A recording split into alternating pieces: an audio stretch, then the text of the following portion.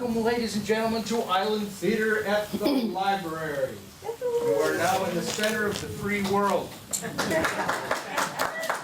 do anything in here. I want to start off with gratitude.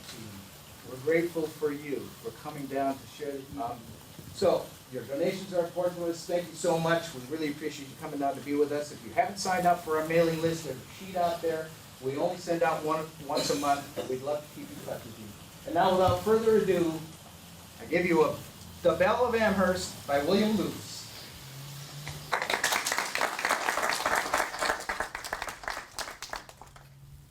Yes, Vinny, I have the cake, dear.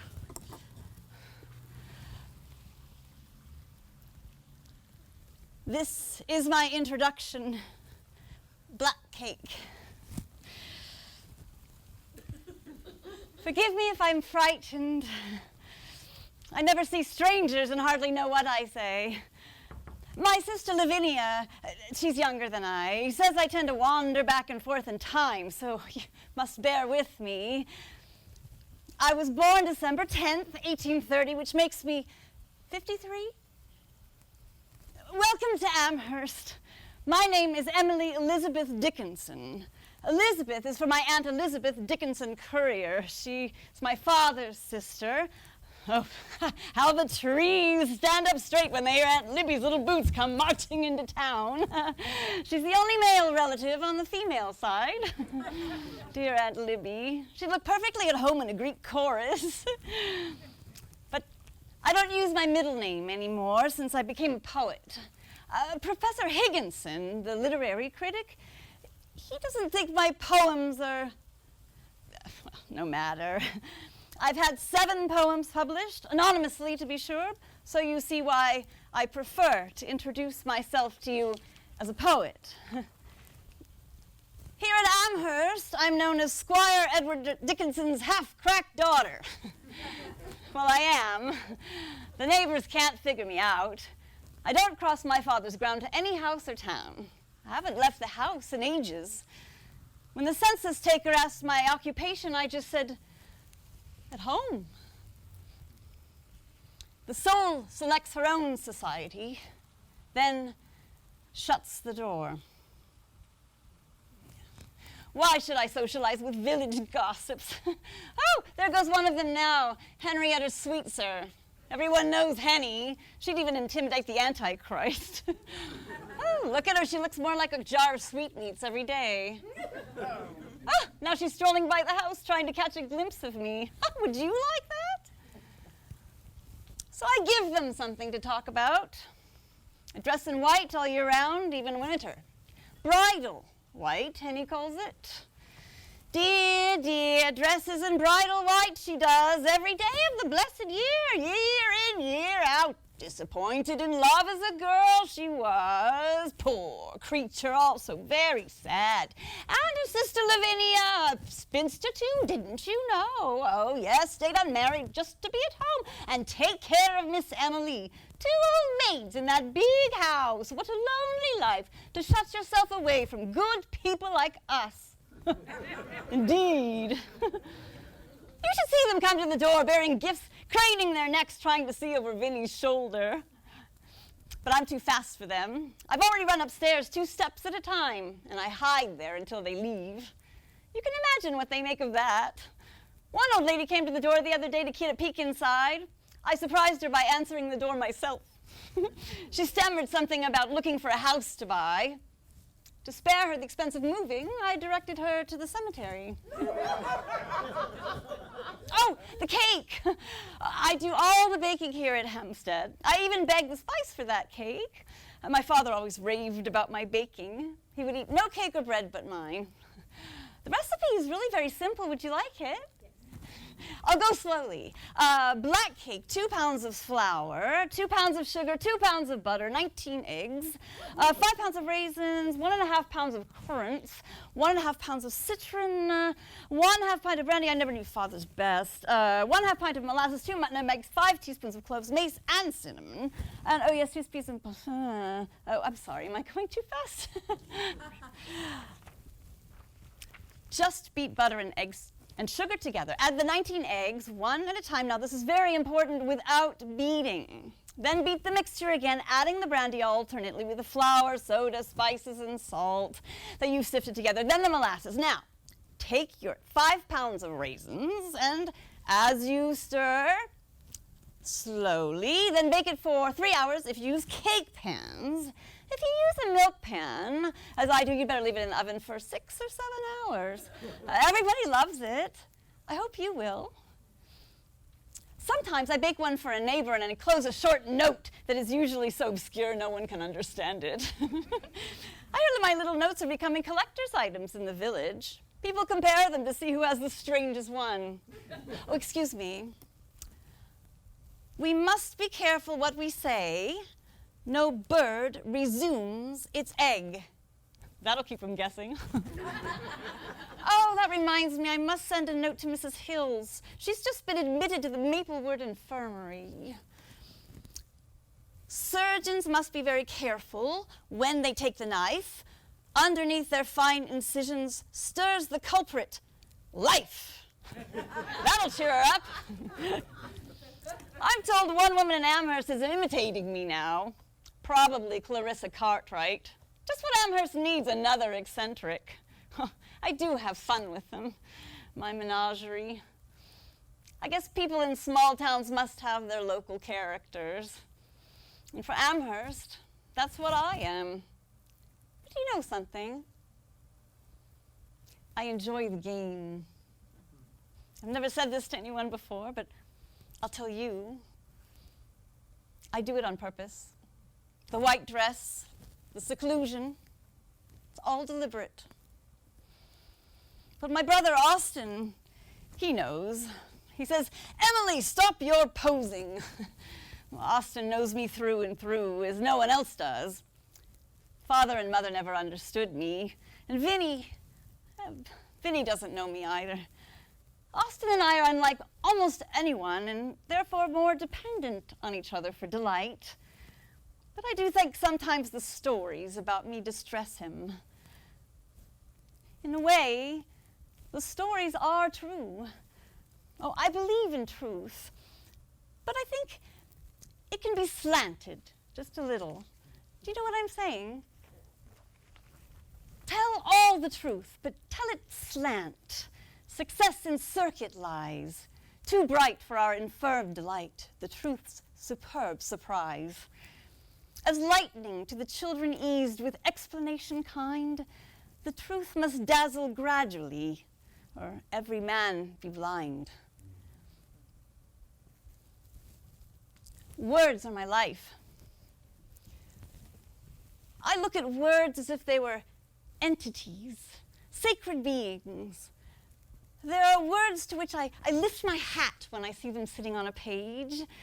Sometime I write one, circumference.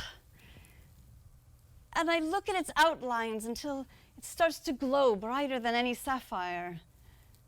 I hesitate which word to take when I write a poem. A poet can choose but a few words, and they have to be the chiefest words, the best words. A word is dead when it is said, some say. I say it just begins to live that day. If I read Keats, Shelley, Shakespeare, Mrs. Browning, Emily Bronte, oh, what an afternoon for heaven when Bronte enters there.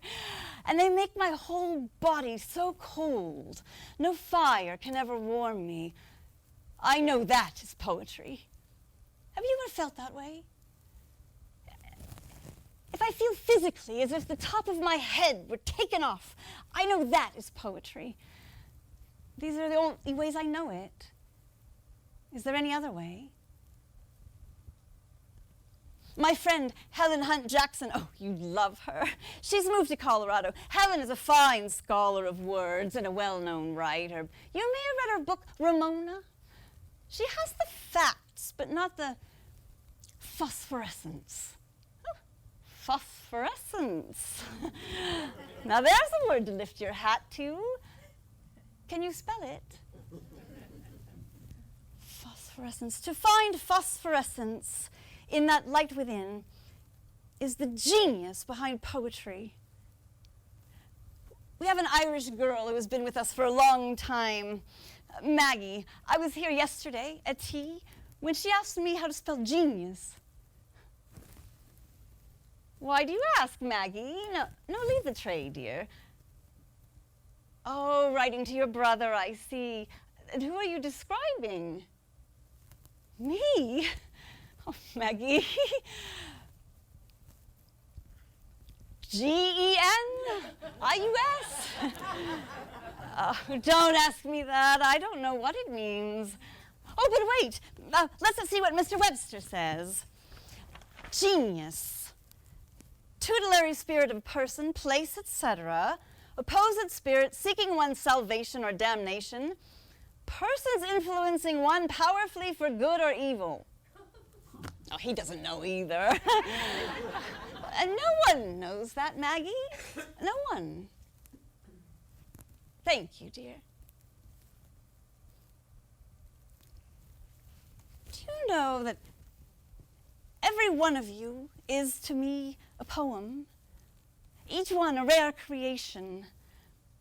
You and you.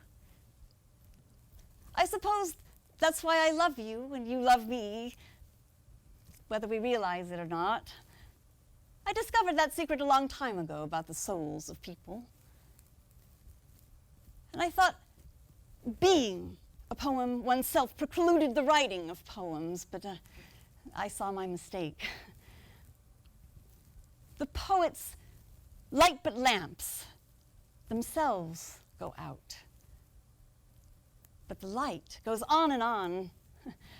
Essences are marked for, no, that's not the best word. Labeled, that's better. Essences are labeled for immortality. If I can stop one heart from breaking, I shall not live in vain. If I can ease one life, the aching, or cool one pain, or help one fainting robin into his nest again, I shall not live in vain. People find it hard to believe that I had a normal childhood. They visualize instead a miniature version of me as I am now, a pint-sized little Emily dressed all in white, lisping riddles and aphorisms and baby talk, and of course hiding from the family. I guess I'm to blame for that impression. Actually, at 15, I was a very typical Amherst girl. I went to dances, I giggled my way through classes, quilting bees, and scores of parties. I was trying very hard to believe that I was a ravishing beauty. I was infatuated with one dashing young man after another, and I sent valentines.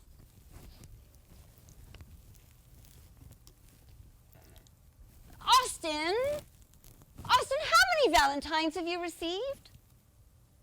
11? Well, I haven't received any. Vinny's received some beautiful ones, but I've almost given up hope. But Austin, come in here. Austin, do you think you could tell James Francis Billings that I'm simply pining away for a valentine? Surely he hasn't lost his former affection for me. Please? Austin, come back. What are brothers for? Oh, Abaya, my dearest girlfriend. Will you be my Valentine? I would love to send you a bouquet if I had an opportunity.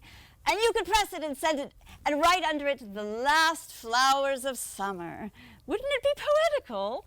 And you know, that is what young ladies aim to be nowadays. Poetical.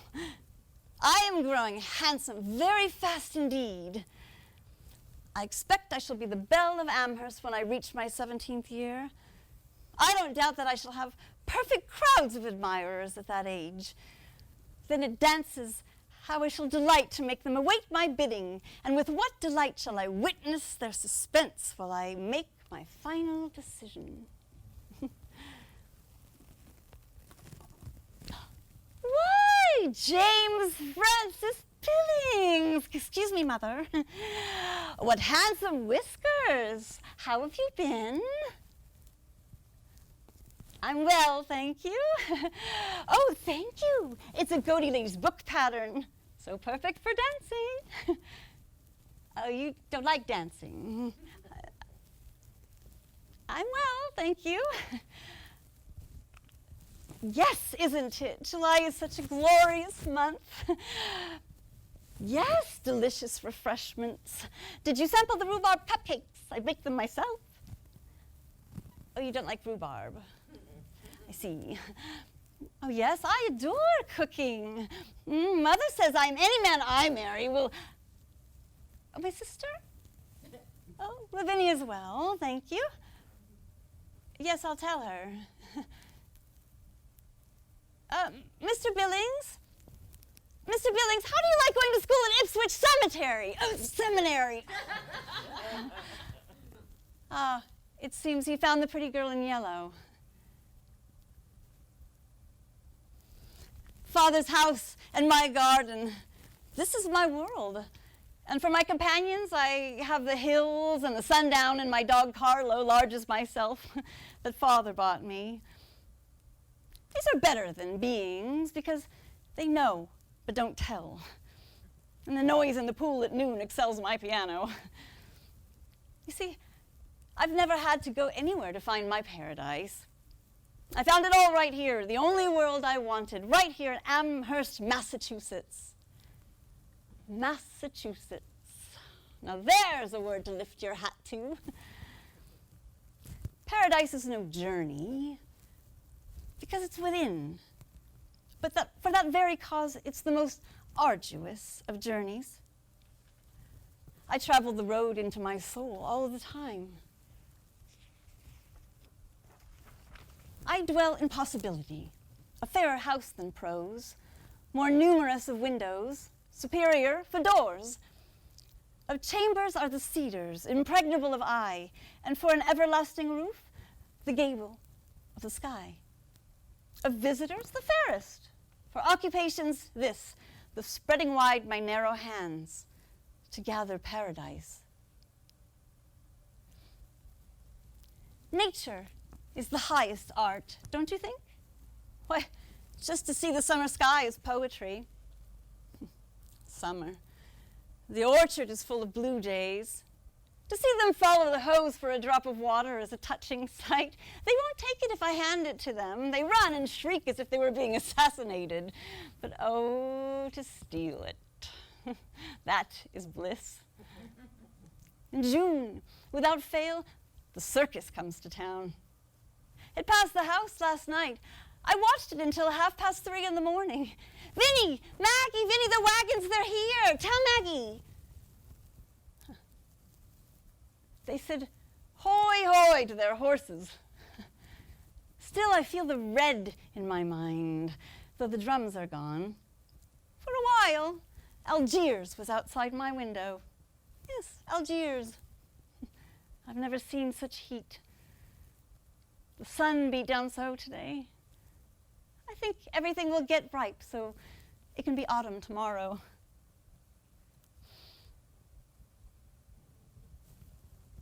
I love school.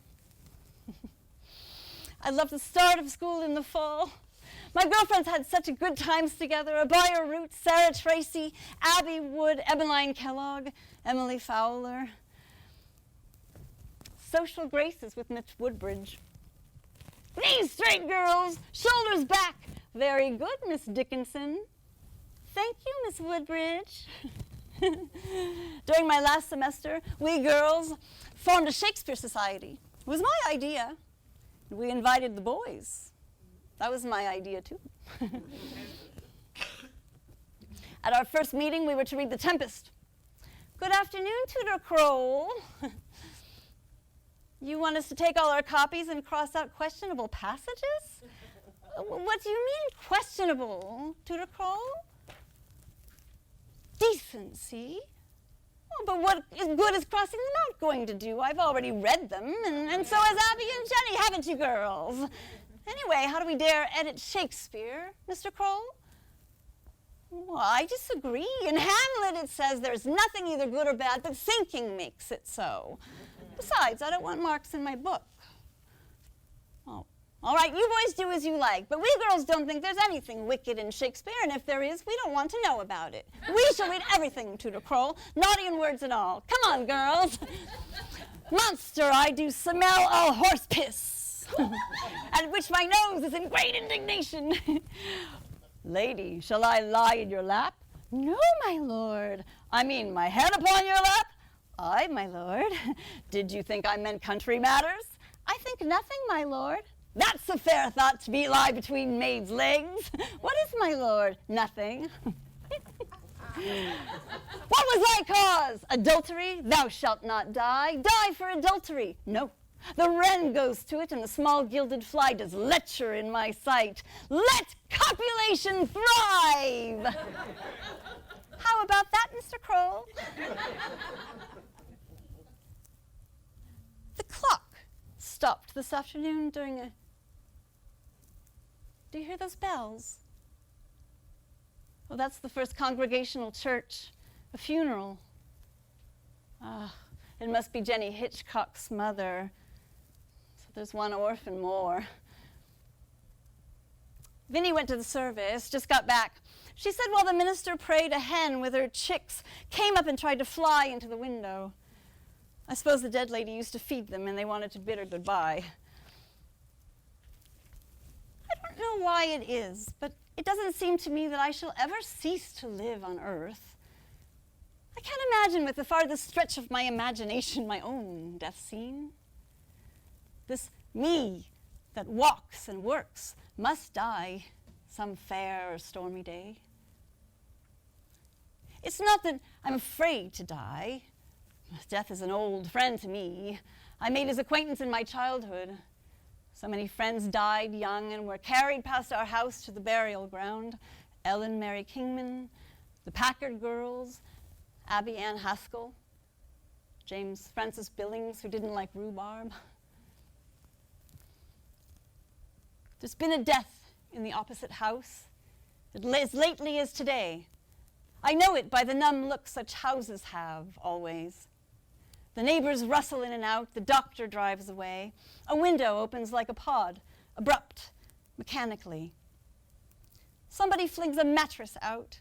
The children hurry by. They wonder if it died on that. I used to, when a boy. The minister goes stiffly in as if the house were his, and he owned all the mourners now, and little boys besides. And then the milliner, and the man of the appalling trade to take the measure of the house. That'll be that dark parade of tassels and of coaches soon. It's easy as a sign, the intuition of the news in just a country town. Poor Jenny. Now what was I telling you? Oh, yes, the clock stopped this afternoon during a thunder shower. Made it seem like Judgment Day. I never knew how to tell time by the clock until I was 15. Father thought he taught me, but I didn't understand, and I was afraid to say I didn't, and afraid to ask anyone else lest he should know. Can you imagine never knowing what time it was? Thank goodness for twilight. Father never kissed us goodnight in his life. I know he loved us, but oh, he was so austere. Oh, he hardly ever smiled. I remember the day we went to the photographer, Oswald Bates, to have this picture taken. Poor Mr. Bates, trying to be cordial and put Father at ease. He said, Squire Dickinson, could you smile a little, please? Father said, I am smiling. You see, he looks like a bear. He didn't approve of Santa Claus and all such prowling gentlemen. Father was the only one in the house to say damn. Someone in every family ought to say damn, of course, and in our house it was Father. No one was allowed to say it but him. It was absolutely forbidden. Father forbade many things. When my sister Vinnie was a girl, she enjoyed showing off her pretty white shoulders by wearing her summer frocks quite low, about here. It was the custom. She'd languish about the house, looking dreamy-eyed, primping in front of the mirror, running to the window every time a boy walked by the house. Hello, Benjamin! Well, Father could only take so much of this. Then he'd bark at her, "Lavinia, don't be so affected. Put on a shawl." And poor Vid would flounce dramatically out of the room and stomp up the steps to her bedroom and slam the door, bang. She pouted the rest of the day. The trouble was, she was even prettier when she pouted. But Father was, so proper, very demanding and flexible. That's why any show of leniency or understanding on his part would disarm us completely. I remember when he discovered I was writing until 2 or 3 o'clock in the morning.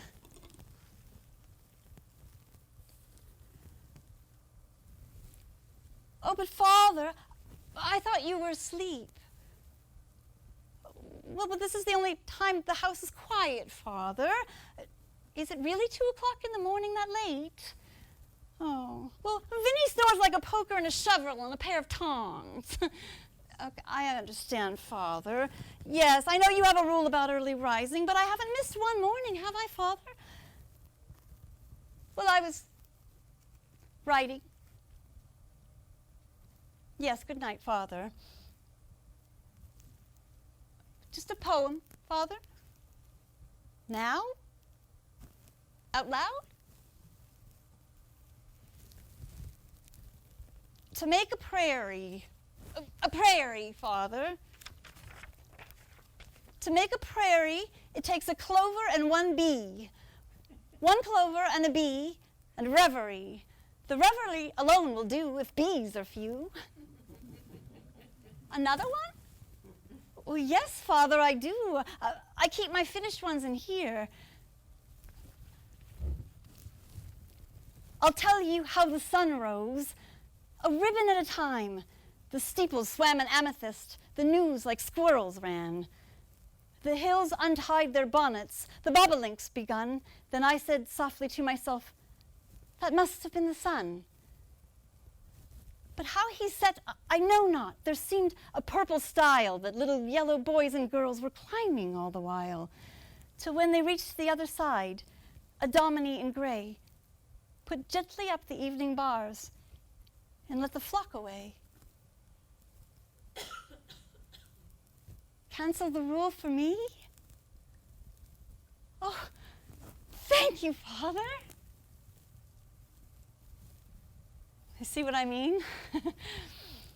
He sometimes yielded it when I least expected it. I'm sure he didn't know how obsessed I was with a desire for publication. In fact, I don't remember Father ever reading my poetry. He didn't seem to have an aesthetic sense. I mean, he showed so little interest in anything but his law practice and the duties of college treasurer.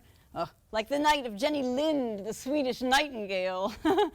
Father took us to the concert. The bouquets fell in showers, and she sang and sang and sang and bowed and sang and bowed. So, well, we got home after midnight. Father sat all evening like old Abraham, looking mad. Well, the trills were a bit curious. We didn't care a fig for the Swedish nightingale. We'd rather have heard a Yankee whippoorwill. But I suspect what was on Father's mind was the $4,000 she was taking out of town. Then, one autumn evening, we were startled by a giant church bell ringing, and thinking of nothing but fire, we rushed out in the street to see. Vinny, Mother, quick! The sky was a beautiful red, bordering on a crimson, and rays of a gold-pink color were constantly shooting off from a kind of sun in the center. People were alarmed at this phenomenon, supposing that fires somewhere were coloring the sky. But it was the northern lights, the aurora borealis. The exhibition lasted for nearly 15 minutes, and the streets of Amherst were full of people wondering and admiring. And who do you think first noticed that remarkable sky? Who do you imagine ran over to the church to ring the bells and call everyone's attention to such beauty? My father. The first time we parted, 1847, I was 16. I graduated from Amherst Academy and entered at Mount Holyoke Female Seminary, which was run by a dragon. Oh, I wanted to tell you about her. Mary Lyon ran the school. We used to call her the Dragon.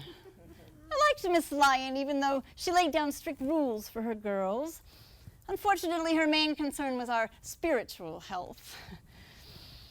We were classified in 3 categories. We were either professed Christians, that was Jane Gridley's group.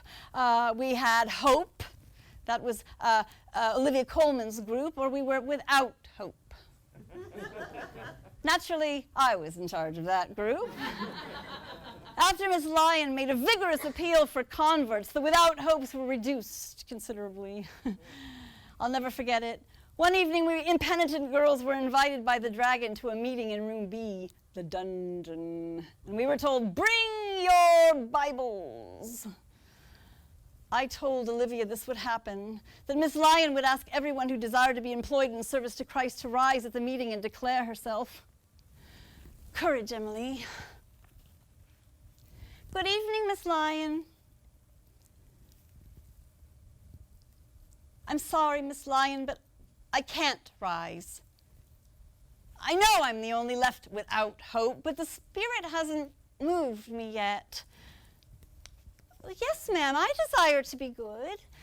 Well, yes, I do want to please my parents, but I'm not yet persuaded to be a Christian. Well, just doesn't look very attractive to me. Well, I did read the Bible, Miss Lyon, Old and New Testaments. Well, I thought at first it was an arid book, but then I found it wise and a bit merry. Yes, ma'am. M-E-R-R-Y. She did look like a dragon. I think it was the nose. But I mustn't laugh at Miss Lyon, for I believe she had a pure heart, and that is the principal thing these days, isn't it? I wonder if I'll ever become a Christian, for I feel it's impossible for anyone to be happy without a treasure in heaven. I feel that I shall never be happy without I love Christ. Perhaps the kingdom of heaven's changed. I hope the children there won't be new-fashioned when I come and laugh at me and stare. I hope the Father in the skies will lift his little girl, old-fashioned, naughty, everything, over the stile of pearl. I didn't return to Holyoke the following year. You might say I wore out my welcome with Miss Lyon, and Father wanted me home, besides. He said it was for my health, but I think Father was lonely. Austin was soon to leave for Harvard, and Father couldn't bear to have his family separated. More than one away at a time was too much for him. And all the while Austin was at home, they'd do nothing but fight, but the minute they were separated, they became devoted friends. This is Austin. Isn't he handsome? There was no one living for whom Father had such respect as for my brother Austin. Oh, but no one missed him more than I did. Austin, the coach is here. Each time he left, I ran out on the road, watching the stagecoach disappear. And I'd wait for Austin to turn around. I had to be sure he saw me. It was almost a superstition with me. I thought if he didn't see me as the stagecoach went behind the hill, we'd never meet again. So it could be raining or snowing, but there I stood, waiting for his last look through the little window in the coach.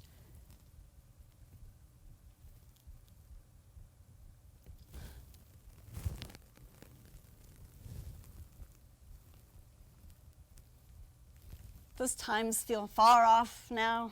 A great way is things we did when children. I wish we were children now. And the nails hung full of coats again, and the chairs hung full of hats, the umbrellas all in a row, and I could count the slippers under the kitchen chair. Wish we were always children. How to grow up, I don't know. Just before my 25th birthday, Austin came home from law school, and he never left Amherst again. But I think he wanted to. When he graduated, he had an offer to go with a law firm in Chicago. He was about ready to leave when Father offered to build him a home right next door if he'd stay. It was the easy answer in some ways, not so easy in others. But Father always got his way, and Austin stayed. Probably Sue influenced him too. Susan Gilbert was engaged to marry Austin at the same time Father made his generous and unselfish offer. From this room, we can look over to Sue's house. We call it the Evergreens. This, of course, is the homestead. There's a path between, just wide enough for two who love, but no one uses it much anymore. Sue and I used it more than anyone else. Sue is the only one who understands my need to write. I love her dearly. She doesn't understand my love. Perhaps I don't understand it myself. I've always been intense about relationships. At times, my love overwhelms people, and it puzzles me. My business is to love. It's dangerous to love as I do. Bliss is so unnatural, don't you think? The path is overgrown with weeds now. I guess it's best to abandon paths when you find they lead nowhere. Today is far from childhood, but up and down the hills, I hold her hand the tighter, which shortened all the miles. All the prim, starched ladies of Amherst are right now toiling with needle and thread over their communion bonnets. Henny will outdo them all. So incongruous, don't you think? Putting coronets on crows. In this parlor, we always met for morning prayers as far back as childhood. Everyone in the family was religious except me, and they addressed an eclipse every morning who they called Our Father who art in heaven. I can still hear Father say in the most militant way, I say unto you. It always gave me a chill. Why is religion made so grim, so dull? Why should we be made to feel guilty? Sermons, sermons, sermons. I only ever heard one sermon that I really liked, and that was when Reverend White preached on unbelief. Sermons on unbelief always did attract me. It was on a sweltering July Sabbath that I decided to stop attending church altogether. Well, I was old enough to make that decision. I was almost 30. I came home very hot and faded, having witnessed a couple of baptisms, 3 admissions to church, a supper of the Lord, and some other minor transactions, including the sermon wheezed by Reverend Leland. Make a joyful noise unto the Lord, all you lands, and come before his presence with singing. Singing indeed. Poor Reverend Leland. Some keep the Sabbath going to church. I keep it staying at home, with a bobolink for a chorister and an orchard for a dome. Some keep the Sabbath in surplice. I just wear my wings, and instead of tolling the bell for church, our little sexton sings. God preaches, a noted clergyman, and the sermon is never long, so instead of getting to heaven at last, I'm going all along. In the name of the bee and of the butterfly and of the breeze, amen. Oh, you agree?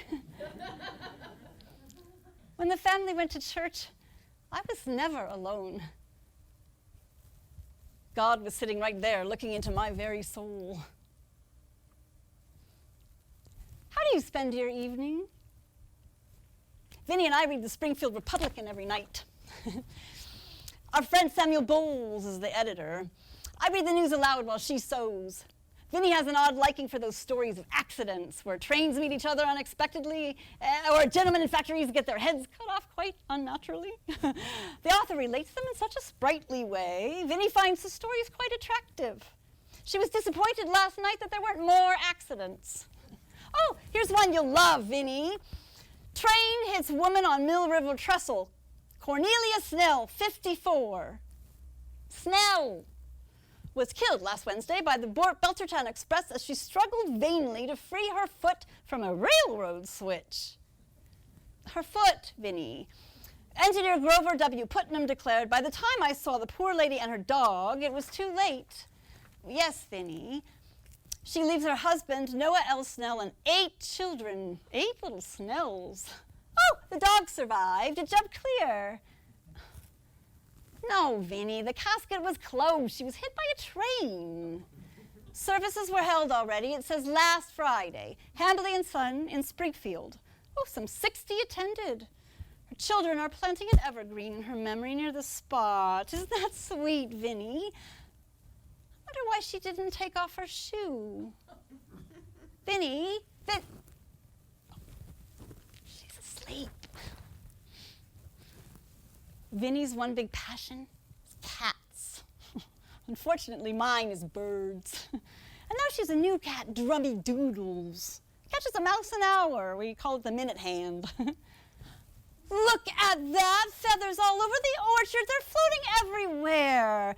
Vinny, your cats are killing my birds. Blame the creator. Blame your cats. I warn you, I'm going to find assassins for them. Vinny thinks her cats are a little lower than angels. A china saucer for each one, indeed.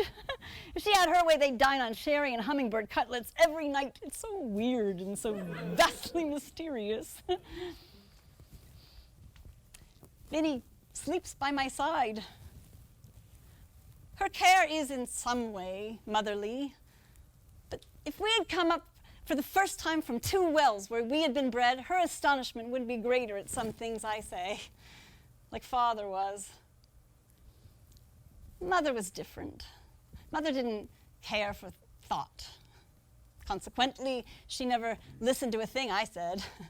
We all lived together in this, like friendly and absolute monarchs here at Homestead, each in his own domain. Yet I was the slightest in the house. I took the smallest room. At night, my little lamp and book and one geranium. So stationed I could catch the mint that never ceased to fall, and just my basket. Let me think, I'm sure that was all. I never spoke unless addressed, and then 'twas brief and low. I could not bear to live aloud. The racket shamed me so.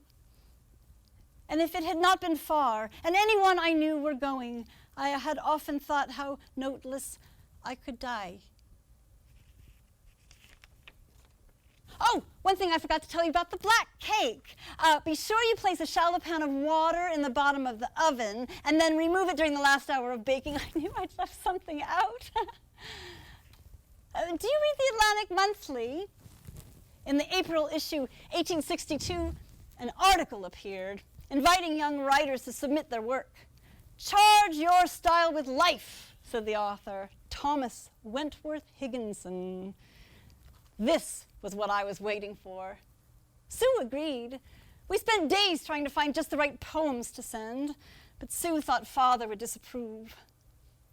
No, Sue, he'll approve soon enough when my poems bring honor to his name. Now, find one that's a good contrast to the other 3, and I'll finish this letter. It has to attract his attention. I want him to see that I'm different, not just a country poetess sending little verses to the city editor, but really inspired. He says right here, every editor is always hungering and thirsting after a genius. Sue, see how you like this? Mr. Higginson, are you too deeply occupied to say if my verse is alive? The mind is so near itself, it cannot see distinctly, and I have none to ask. Would give me sincere honor toward you. I enclose my name, asking you, if you please, sir, to tell me what is true. That you will not betray me, it is needless to ask, since honor has its own pawn. Well, I'm not going to sign it. Maybe a little card slipped into the poems. He'll find it. He'll look for it. Emily Deneau. E. Dickinson. Mysterious? It is provocative, isn't it? Ought to whet his curiosity, I'd say. And then when he reads the poems, won't he go wild? Do you think I should send him more than 4? How about 6 or 10? No, not that one. How about, the pedigree of honey does not concern the bee. A clover any time to him is aristocracy. No, too short. A bird came down the walk he did not know I saw. He bit an angleworm in halves and ate the fellow raw. No bird poems. I taste a liquor never brewed, from tankards scooped in pearl. Not all the vats upon the Rhine yield such an alcohol. Inebriate of air I am, and debauché of dew. Yeah, I know, too giddy. And he might be head of the Temperance League. Wait, I have it. Safe in their alabaster chambers, untouched by morning and untouched by noon, sleep the meek members of the resurrection. Rafter of satin and roof of stone. Light laughs at the breeze in her castle of sunshine. Babbles the bee in a stolid ear. Pipe the sweet birds in ignorant cadence. Ah, what sagacity perished here. Grand go the years and the crescent above them. Worlds scoop their arcs and firmaments row. Diadems drop and doges surrender, soundless as dots on a disk of snow. That's the fourth. Mr. Thomas Wentworth Higginson, Atlantic Monthly, Washington and School Streets, Boston, Massachusetts. Now, we must throw away these scraps of paper. No one must know that the mysterious E. Dickinson writes second and third drafts of her letters. Professor Higginson answered my letter, but not in the way I had hoped. I thanked him for the surgery. It wasn't as painful as I supposed. He did ask to see more poems, and I sent them. I wrote him often, even began calling him my preceptor, and myself his scholar. 8 years of correspondence. 8 years of putting my hopes on the shelf. And then, when I was 40, the incredible happened. Thomas Wentworth Higginson was coming to Amherst. Face to face at last. Now we can accomplish something. I look forward to meeting with you and will come directly from my visit with the President Stearns at the college, he says, the 15th. Oh, dear friend, you are not aware that you saved my life. I will be at home and glad. I've been so afraid. It's like being terrified of midnight when I was a child, but now it's time to smooth the hair and get the dimples ready and wonder if we could care for that old, faded midnight that frightened but an hour. Oh, he's coming to Amherst at last. It seems I'm going to be famous. Sue, I've got the most glorious news. Wait till you hear. He's coming. He's coming.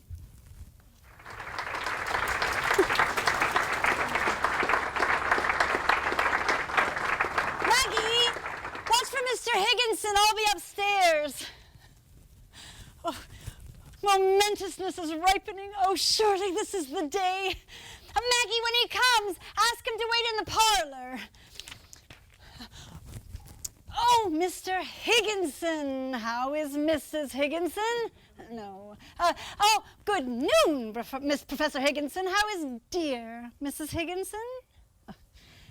Enchanté, Colonel Higginson. How is sweet Mrs. Higginson? Oh, another confinement. Sharing its father's best. Yes, August is a glorious month. Oh, Reverend Higginson, how droll. I wish I'd thought of that. How witty. Oh, my favorite books? Oh, let me see. Jane Eyre, I loved, and The Mill on the Floss, and, of course, your inspired novel, A Marlbone. How did you do it? Oh, Shakespeare is my lexicon. I owe that to Tudor Kroll. He made us read everything. Oh, he's here. Oh, he's taller than I thought. And so imposing. Maggie, the door! Courage, Emily.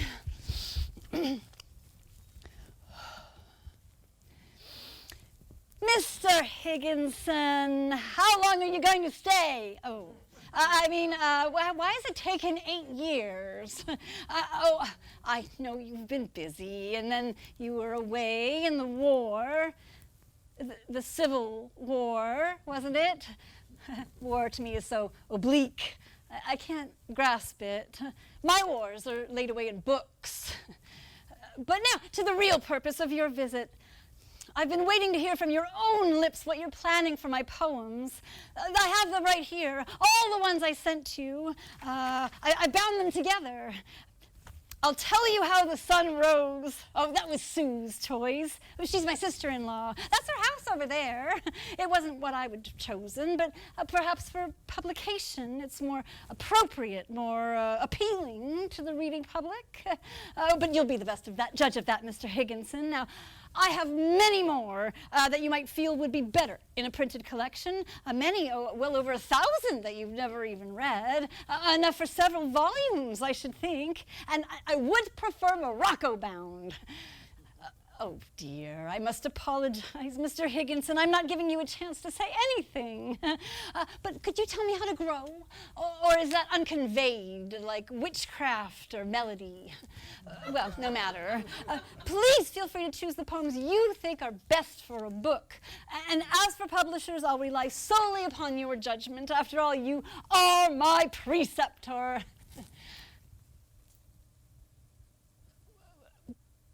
But my meter is new, experimental, not spasmodic. Bad rhymes. Oh, no, you don't understand what I'm trying to do. If I could only explain. Uncontrolled. But Mr. Higginson, when I try to organize, my little force explodes. But surely a publisher will recognize. A great hope fell. You heard no noise. The ruin was within. Oh, cunning wreck that told no tale and let no witness in. Not admitting of the wound until it grew so wide that all my life had entered it, and there were troughs beside. A closing of the simple lid that opened to the sun until the tender carpenter perpetual nail it down.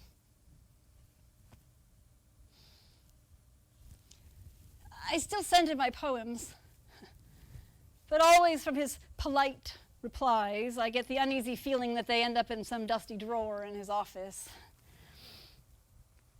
I can talk about this now, but when I heard Mr. Higginson's words, I became ill. I understand another poet met with the same disappointing reception from Mr. Higginson, but he doesn't give up as I did. He got his poems published somehow, and his book has gone through 9 editions already. Mr. Higginson says his poems are absolutely scandalous and should be plowed under. His name? Walt Whitman. Success is counted sweetest by those who ne'er succeed. To comprehend a nectar requires sorest need. Not one of all the purple host who took the flag today can tell the definition so clear of victory as the defeated, dying, on whose forbidden ear the distant trains of triumph burst, agonized and clear. Perhaps no one will ever read my poems. They seem to me like an undelivered letter lost in transit. Destiny is strange. Going to be famous.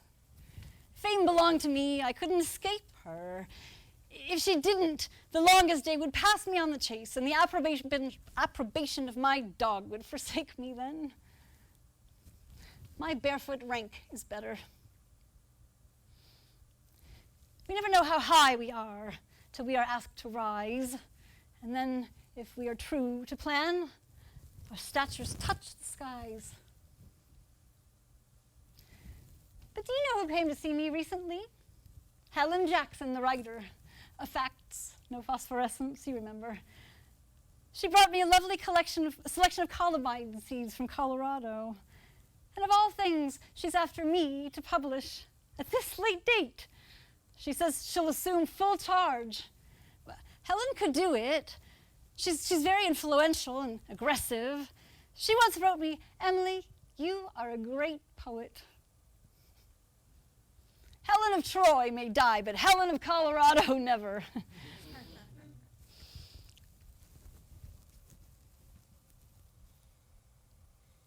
But I said, my meridian has passed. I told Helen that to me, publication is the auction of the mind of man. I've reached a conclusion, and I'm at peace with it. Like the warbler I found on a bush at the foot of the garden. Why sing, I said, since nobody hears? My business is to sing, and away it rose. My business is to sing. What difference does it make if no one listens? Perhaps you laugh at me. Perhaps the whole United States are laughing at me. I can't stop for that. Just to have been made alive is so chief a thing, if all else inevitably adds. I find ecstasy in living. The mere sense of living is joy enough. Take away from me, but leave me ecstasy. Egotism is a hard thing to deal with. When I wanted fame, it seemed selfish, but Helen says my current attitude is selfish. Which direction to take, I don't know. What do you think? It's not that I haven't had fame of sorts. 1 October, my rye and Indian bread won second prize at the cattle show. Second prize was 70 cents. And in case you missed the newspaper, my heliotropes won honorable mention. Well, there was some talk. Vinny was one of the judges. I'm nobody. Who are you? Are you nobody too? Then there's a pair of us. Don't tell. They'll banish us, you know. How dreary to be somebody. How public, like a frog, to tell one's name the livelong June to an admiring bog. Vinny always said that my withdrawal into seclusion was only a happen. I suppose my not marrying was only a happen, too. Vin received an offer of marriage once. Oh, yes, she did. But it came to nothing. Contrary to town gossip, she wanted very much to marry Joseph Lyman, but he fell in love with Laura Baker. She was that pretty girl in yellow, you remember. And that was that. Vinny did not give up marriage to remain with me. Don't listen to Henny Sweetser. Vin never speaks of marriage anymore, but I think she lives much of the time in the state of regret. My country is truth. I don't regret my aloneness. I accept the pattern of life as it came to me, or as I caused it to be. I'd have let Vinny go, but she'd never let me go. In her mind, my presence justified the day-to-day boredom of her life. I think it's even become a kind of martyrdom. One summer day, I was out in the garden with my Canterbury bells. A man who secretly loved me came to Amherst to take me away. Father and mother were gone for the afternoon, and Vinny was terrified at the thought of losing me. She became hysterical. Vinny, get control of yourself. But I didn't know he was coming. Vinny, look at me. I love you. I love father and mother. I don't want to hurt anyone, but I've got to decide this for myself. Vinny, where are you going? Vinny, come back! She ran like a raving lunatic over to the evergreens and came back dragging Sue. By the time they came hurtling through the kitchen door, my friend was gone. I sent him away. I can't tell you his name. Forgive me.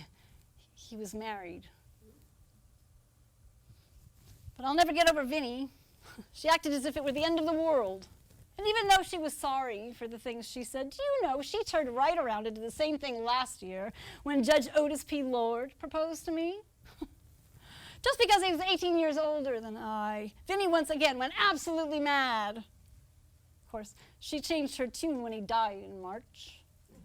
Why she's so self-righteous, I'll never know.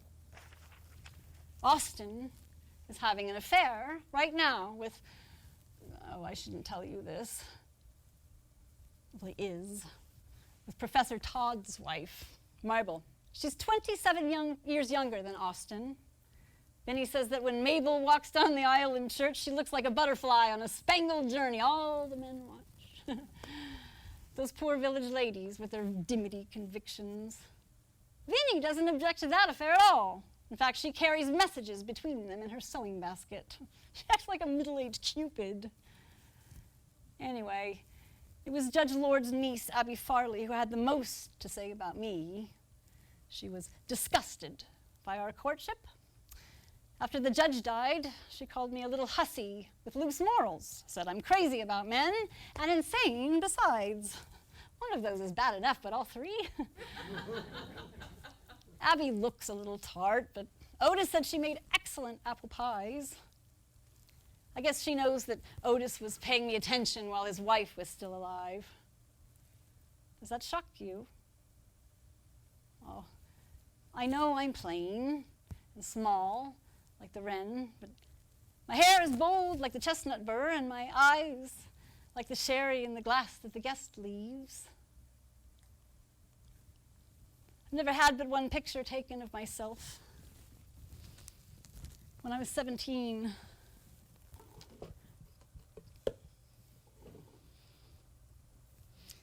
this daguerreotype,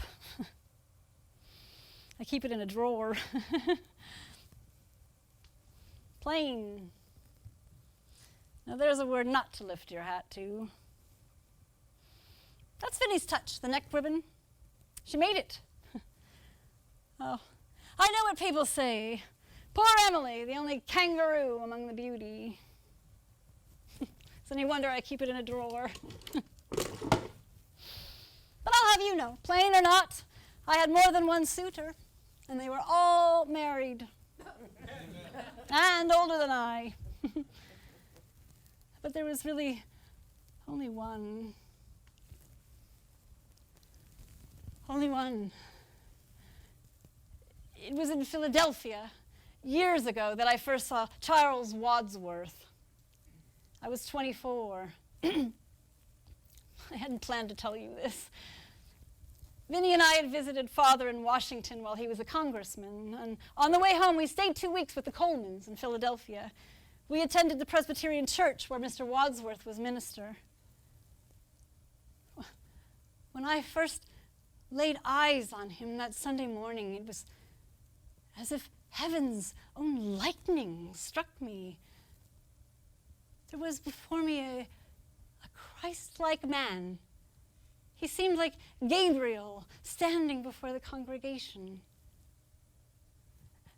When I walked out of the church into the brilliant morning, the light in my heart was shining even brighter. His voice haunted me. I couldn't shake off the enchantment even when I returned to Amherst. I wrote to him, at first hesitant, a cautious letter asking about spiritual things, redemption, immortality. And finally, in his answers, I detected a response not unlike my own emotions, but more subtle, sensitive, hidden. It's an exquisite experience to love someone in a bodiless way, like fleshless lovers forever one. It was the limit of my dream, the focus of my prayer, and now I'm different from before, as if I breathed superior air. Oh, wild nights. Wild nights, were I with thee, wild nights should be our luxury. Futile the winds to a heart in port, done with the compass, done with the chart, rowing in Eden, oh, the sea. Might I but moor tonight in thee? I called him my master. I spoke with him only twice in my life, 20 years apart. The first time in 1860. He came to me again 3 years ago. Vinnie came running to get me. She said, "The gentleman with the deep voice wants to see you, Emily." Again, his voice is at the door. I feel the old degree. I hear him ask the servant for such a one as me. I take a flower as I go, my face to justify. He never saw me in this life. I might surprise his eye. I cross the hall with mingled steps. I silent pass the door. I look on all this world contains, just his face and nothing more. Where did you come from? The pulpit to the train. But why didn't you tell me you were coming so I could have it to hope for? Oh, then you didn't know yourself. You just came? How long was your journey? 20 years. Yes, it has been that long, hasn't it? I'm older too, Master, but the love is the same. Oh, it's so big. It scares me. Rushing among my small heart and pushing aside the blood, leaving me faint. Oh no, say I may wait for you. I waited a long time, Master, but I can wait more till my hazel hair is dappled and you carry the cane. Then I can look at my watch, and if the day is too far declined, we can take the chances for heaven. Master, open your life wide and take me in forever. I will never be tired. I will never be noisy when you want to be still. I will be your best little girl. Nobody else will see me but you, but that's enough. I shall not want any more.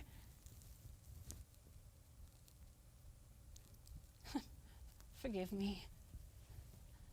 I cannot live with you. It would be life. And life is over there, behind the shelf.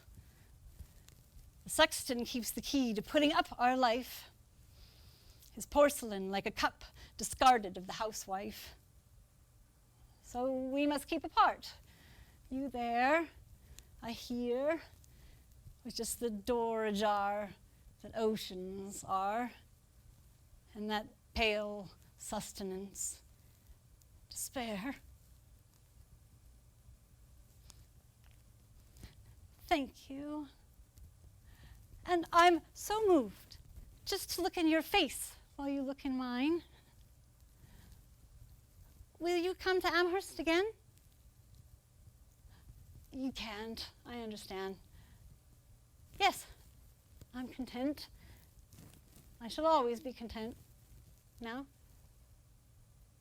goodbye, Master.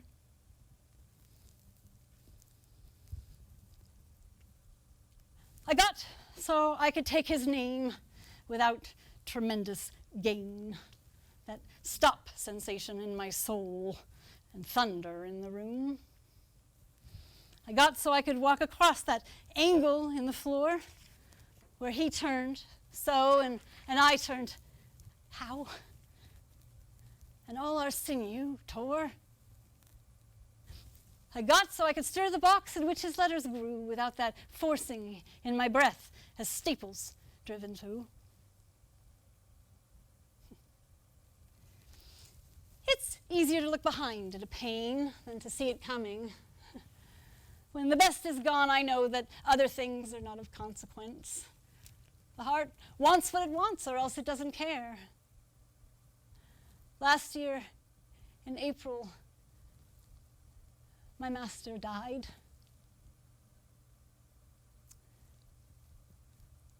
Will there really be a morning? Is there such a thing as day? Could I see it from the mountains if I were as tall as they? Has it feet like water lilies? Has it feathers like a bird? Is it brought from famous countries of which I've never heard? Oh, some scholar, oh, some sailor, oh, some wise man from the skies, please to tell a little pilgrim where the place called morning lies? At least to pray is left. Oh, Jesus, in the air. I know not which thy chamber is. I'm knocking everywhere. Thou settest earthquake in the south and maelstrom in the sea. Say, Jesus Christ of Nazareth, hath thou no arm for me?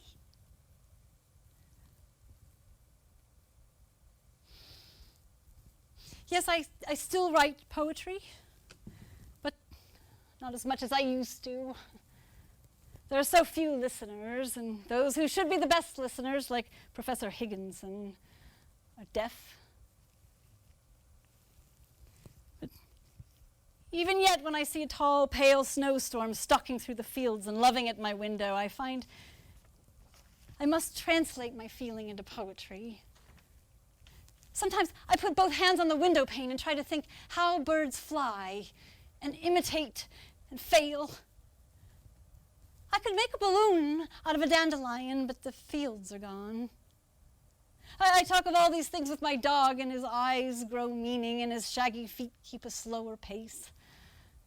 Animals have a natural, simple wisdom. Except chickens, of course. At present, we have 24 invalid hens who do nothing so vulgar as lay an egg. But I do remember one Christmas morning, the hens came to the door with Santa Claus, and the cats washed themselves in the open air without chilling their tongues. Atmospherically, it was the most beautiful Christmas on record. Maggie gave her hens a check for potatoes, and each of the cats a gilt-edged bone, and the horses had both new blankets from Boston. It was a lovely Christmas. Vinny's cats leave the chickens alone. They're good about that. But in summer, they're forever catching snakes and carrying them into the kitchen. Poor Vin is deathly afraid of snakes. When I hear a scream and a crash from the kitchen, I know what's happened. When we were little, I'd hide behind a tree with a garter snake in my hand, and when Vinny came along, I'd wave it in her face and chase her all over the orchard. Well, Austin did it too.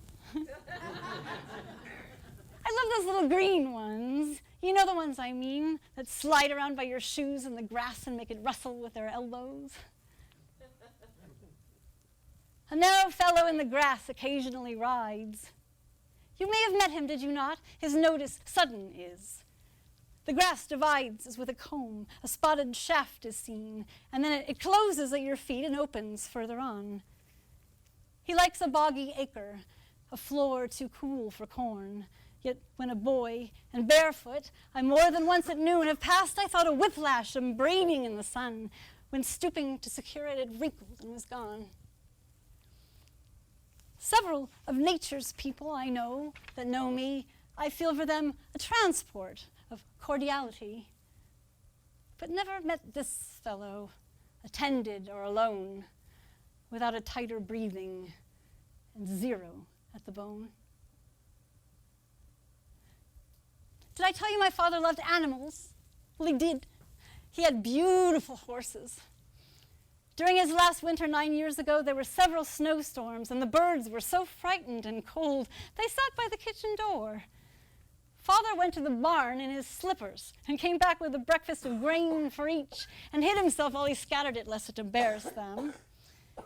Ignorant of the name or fate of their benefactors, their descendants are singing this afternoon. This last afternoon that my father lived, though with no premonition, I preferred to be with him and invented an absence for Mother, Vinny being asleep. He seemed peculiarly pleased, as I often stayed with myself and remarked as the afternoon withdrew, he would like it not to end. His pleasure almost embarrassed me, and my brother coming, I suggested they walk. Next morning, I woke him for the train to Boston and saw him no more. We were eating our supper on the 15th of June when Austin came in. He had a dispatch in his hand, and I saw by his face we were all lost, though I didn't know how. He said that Father was very sick and he and Vinny must go. The train had already gone, While the horses were dressing, news came that he was dead. Father doesn't live with us now. He lives in a new house. Though it was built in an hour, it is better than this. He hasn't any garden because he moved after gardens were made, so we take him the best flowers, and if we only knew he knew, we could stop crying. Though it is many nights, my mind never comes home. At the funeral, Austin leaned over the coffin and kissed Father's forehead and said, "There, Father, I never dared do that while you were living." Excuse me. The birds Father rescued are trifling in his trees. How flippant are the saved. They were even frolicking at the grave when Vinny went there yesterday. Nature must be too young to feel, or many years too old. I dreamed about Father every night, always a different dream, and forget what I am doing daytimes, wondering where he is. Without any body, I keep thinking, what kind can that be? You know, he never really learned to play, and the straightest engine has its leaning hour. His heart was pure and terrible, and I think no other like it exists.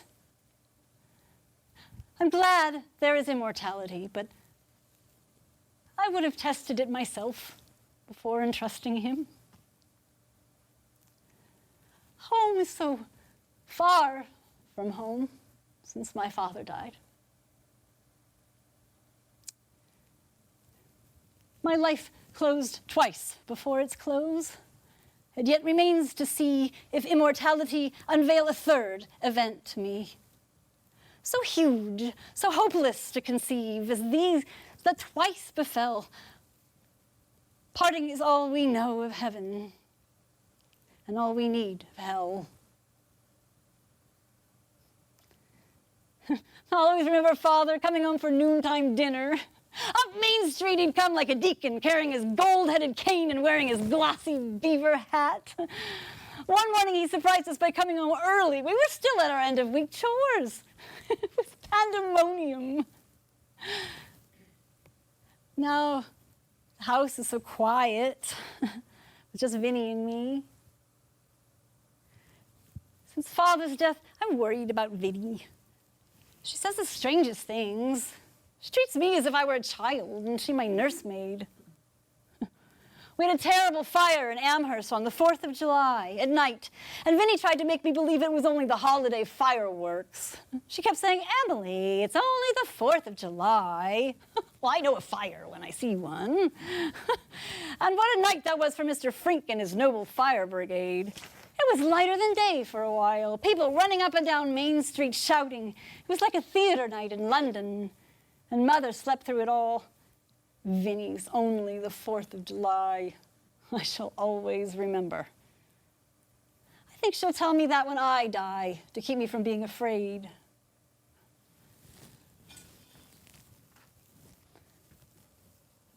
Nobody knows this little rose. It might a pilgrim be. Did I not take it from the ways and lift it up to thee? Only a bee will miss it. Only a butterfly, hastening from far journey on its breast to lie. Only a bird will wonder, only a breeze will sigh. Ah, little rose, how easy for such as thee to die. A year after Father died, Mother had a stroke in her room. She never walked again. I suspect Mother was afraid of dying. She always avoided talking about it. One night, Austin and I were discussing the extension of consciousness after death, and Mother told Vinny afterwards she thought it was very improper. Mother's dying almost stunned my spirit. She slipped from our fingers like a flake gathered by the wind and is now part of the drift called the infinite. She died. This was the way she died. And when her breath was done, took up her simple wardrobe and started for the sun. Her little figure at the gate, the angels must have spied, since I could never find her upon the mortal side. See, we were never intimate as mother and children while she was our mother. But lines in the same ground meet by tunneling, and when she became our child, the affection came. Hold your parents tenderly, for the world will seem a strange and lonely place when they are gone. I wish I were a blade of grass. Then all these problems of the dust wouldn't terrify me. Why do we cling to the body, this little frame? Why are we afraid to let go, or sad when others do? If my own machinery should get slightly out of gear, please, someone, stop the wheel. For I know that with belts and bands of gold, I shall whiz triumphant on the news streams. Hope is the thing with feathers that perches in the soul and stings the tune without the words and never stops at all. And sweetest in the gale is heard, and sore must be the storm that could abash the little bird that kept so many warm. I've heard it in the chillest land and on the strangest sea, yet never in extremity it asked a crumb of me.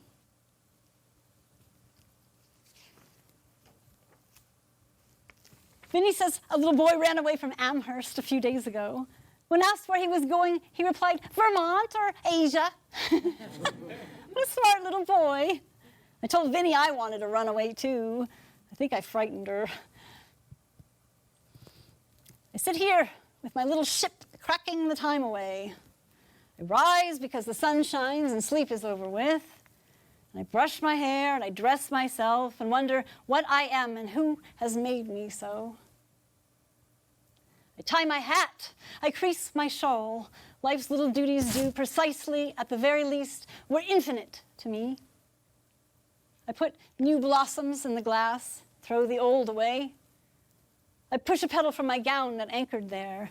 I weigh the time 'twill be till 6 o'clock. I have so much to do, and yet existence, some way back, stopped, struck my ticking through. Therefore, we do life's labor, though life's reward be done, with scrupulous exactness to hold our senses on. But there are the children. Thank God for that. They keep my imagination keen and alive. Austin and Sue gave me a niece and 2 nephews. Ned and Martha are the oldest. Little Gilbert was born when Ned was 14. Once, when he was stung on the arm by a wasp, he begged Sue through his tears to read the Bible to the wasps. When he was 6, he and a little friend gave an animal show in a tent out on the lawn. When we asked him what he was going to do with the pennies they gathered for admission, he said, "We're going to give half to the college and half to the cat." When Sue tried to teach him to sing "There's No Place Like Home," he broke in, "Yes, there is too, over at Aunt Emily's." Over at Aunt Emily's. October is a mighty month, for in it, little Gilbert died at 8 years. Typhoid. Not my little Gib. I see him in the star and meet his sweet velocity in everything that flies. The little boy we laid away never fluctuates, and his dim society is companion still.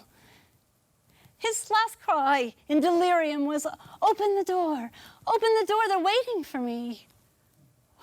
Quite used to his commandment, his little aunt obeyed. Who were waiting for him? All we possess we would give to know. All this and more. Though, is there more, dear friends? More than love and death? Tell me its name. I reason earth is short, and anguish absolute, and many hurt, but what of that? I reason we could die. The best vitality cannot excel decay, but what of that? I reason that in heaven, somehow it will be even, some new equation given. But what of that? I've had a curious winter, sometimes very swift, sometimes sober. I haven't felt well much, and March amazes me. I didn't think of it, that's all. I hayed a little for the horse 2 Sundays ago, but it snowed since. Now, the full circle of seasons. Spring has come, though delayed. But I would eat evanescence slowly. The lawn is full of south, and the odors tangle. And did you hear today the first time the river and the tree? Spring is a happiness so beautiful, so unique, so unexpected that I don't know what to do with my heart. I dare not take it. I dare not leave it. What do you advise? 8 Saturdays moons ago, I was making my black cake with Maggie, dear Maggie, when I saw a great darkness coming. And I knew no more until late at night. I woke to find Austin and Vinny and a strange physician, Dr. Bigelow, bending over me, and supposed I was dying or had died. All was so kind and hallowed. I had fainted and lain unconscious for the first time in my life. What flower did Austin plant on Gilbert's grave? Oh, yes, lilies of the valley. On father's and mother's, it was damson hawthorn, I remember. When it shall come my turn, I want a buttercup. Surely the grass will give me one. I told Vinny I want to be carried in a small white coffin out the back door of Homestead into the blue, beloved air, through my garden and father's barn, and out over the meadows of Amherst to the burial ground. And for my requiem, that phraseless melody the wind does. Oh, I could hear Vinny say, "Don't talk like that, Emily." But I say, "Don't be afraid, dear Vinny. It's only the 4th of July." Democratic death. I do hope heaven will be less lonely than New England was. Life is short, isn't it? When one is done, I wonder, is there not another? And then, if God is willing, perhaps we're neighbors again. I wonder if I ever dreamed, or if I'm dreaming now. I cannot tell how eternity seems. It sweeps around me like a sea. And this world is such a little place, just the red in the sky before the sun rises. So let us keep fast hold of hands, please, that when the birds begin, none of us be missing. The name they dropped upon my face with water in the country church, Emily Elizabeth. It is finished using now, and they can put it with my dolls, my childhood, and the string of spools I finished threading. Because I could not stop for death, he kindly stopped for me. The carriage held but just ourselves and immortality. We slowly drove, he knew no haste, and I had put away my labor and my leisure too for his civility. We passed the school where the children strove at recess in the ring. We passed the fields of gazing grain. We passed the setting sun. We paused before a house that seemed a swelling of the ground. The roof was scarcely visible, the cornice but a mound. Since then, 'tis centuries, but each feels shorter than the day I first surmised the horses' heads were toward eternity. Eternity. I'm coming, sir. Master, I've seen that face before. Land ho, eternity, ashore at last. Oh, it's 6 o'clock, and I promised Vinny I'd peel the apples. You know, our visit was easier than I thought it would be. We very rarely have guests anymore. Coming, Vinny. Oh, but one more thing. This is my letter to the world that never wrote to me. The simple news that nature told with tender majesty.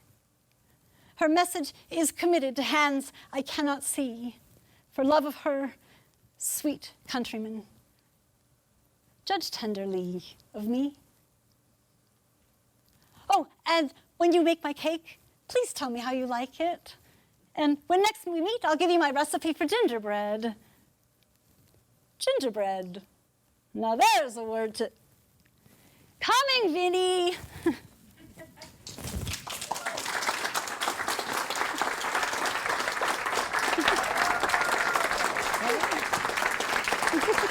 Thank you. Where's Steve? Somewhere there's a Steve.